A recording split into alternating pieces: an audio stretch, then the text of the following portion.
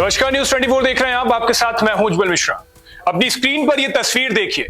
अखिलेश यादव के साथ उनका पुराना साथी खड़ा है, या यूं कहें कि अखिलेश यादव ने 2024 के लिए अपने एक नए साथी की तलाश कर ली है।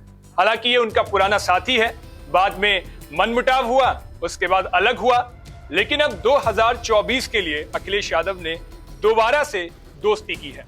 दरअसल मध्य प्रदेश के चुनाव जब से शुरू हुए और चुनावों की बिसात बिछी, तभी से अखिलेश यादव लगातार ये बात कह रहे हैं कि वो अपने प्रत्याशी वहां से उतारेंगे। अखिलेश यादव ने कई बार मीडिया के कैमरों के सामने भी ये बात कही कि कांग्रेस उनको अलग प्रत्याशी उतारना है, समाजवादी पार्टी अपने सिंबल पर चुनाव लड़ेगी, उनको कुछ सीटें चाहिए, लेकिन कांग्रेस इसके लिए राजी नहीं थी। जिसके बाद अखिलेश यादव खुलकर सामने आए और अपने प्रत्याशियों को खड़ा भी किया। उस वक्त अखिलेश यादव ने यह भी कहा था कि कमलनाथ ने उनको बुलाया, सारी बात हुई। पहले सुनिए अखिलेश यादव ने तब क्या कहा था। अगर हम उन मीटिंगों में बैठे हैं तो हम ही कंफ्यूज रहे होंगे। इसीलिए जिस व्यक्ति के बारे में आप बात कर रहे हैं, मुझे नहीं पता कि कांग्रेस पार्टी का कौन व्यक्ति इस तरह की बात कर रहा है। हमें तो ये लगा कि जब मध्य प्रदेश के मुख्यमंत्री जो रहे, पूर्व में कई बार मुख्यमंत्री रहे, वो रहे, उन्होंने मीटिंग बुलाई और पूछा समाजवादी पार्टी से। हमने अपनी पूरी परफॉर्मेंस बताई, किस समय पर समाजवादी पार्टी के विधायक कहाँ जीते हैं। कभी 1 जीते, कभी 2 जीते, कभी 5 जीते, और किस जगह हम नंबर 2 पे रहे। पूरी चर्चा हुई और रात भर 1 बजे तक समाजवादी पार्टी के नेताओं को जगाया उन्होंने और बातचीत की, पूरे आंकड़े देखे और आश्वासन दिया कि हम 6 सीटों पर विचार करेंगे। लेकिन जब रिजल्ट आया, घोषित की गई सीटें, तो समाजवादी पार्टी शून्य रही। अब अखिलेश यादव के इस बयान के बाद यह बात स्पष्ट हो गई थी कि कांग्रेस पार्टी और समाजवादी पार्टी फिलहाल पूरी तरह से अलग है।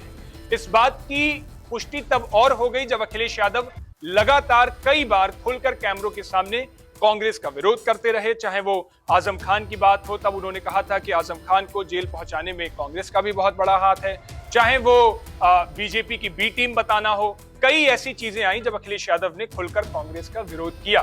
कांग्रेस की तरफ से भी उनके उत्तर प्रदेश के प्रदेश अध्यक्ष अजय राय ने कई बार मीडिया के सामने खुलकर अखिलेश यादव और समाजवादी पार्टी के बारे में नेगेटिव बोला। आप सुनिए तब अखिलेश यादव के लिए अजय राय ने क्या कहा था।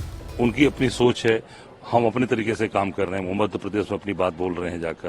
मैं तो पहले भी कहा था कि मध्य प्रदेश उनका कोई आधार नहीं है, उनको नहीं लड़ना चाहिए। आज उनके प्रत्याशी भाग रहे हैं, आप उठाकर देखोगे, कभी वो भाजपा के साथ भाग जाते हैं, कभी वो भाजपा जीता हुआ विधायक भाजपा के साथ चला जाता है। तो निश्चित तौर से मैं समझता हूं कि उनके जो वहां पर जो आधार नहीं है, उनको वहां पर पूरी तरीके से कांग्रेस पार्टी का सहयोग और साथ देना चाहिए। अब इन सब के बाद अखिलेश यादव को महान दल के मुखिया केशव देव मौर्य का साथ मिला। केशव देव मौर्य और अखिलेश यादव की मुलाकात 23 अक्टूबर को हुई थी, जिसके बाद यह भी स्पष्ट हुआ था कि मध्य प्रदेश में समाजवादी पार्टी 71 सीटों पर चुनाव लड़ेगी, जिसके लिए 4 सीटें महान दल के मुखिया केशव देव मौर्य को दी गई थी। इन 4 सीटों पर केशव देव मौर्य ने अपने प्रत्याशी उतारे, लेकिन समाजवादी पार्टी के सिंबल पर ही वो प्रत्याशी उतारे। उन 4 विधानसभाओं का नाम है पृथ्वीपुर, टीकमगढ़, मुरैना और सबलगढ़। इन चारों पर महान दल के प्रत्याशी उतरे, लेकिन चुनाव समाजवादी पार्टी के सिंबल से लड़ रहे हैं। एक वक्त जब उत्तर प्रदेश में अखिलेश यादव ने विधानसभा चुनावों के वक्त महान दल के मुखिया से गठबंधन किया था, तब उनको गिफ्ट में एक फॉर्च्यूनर कार दी थी।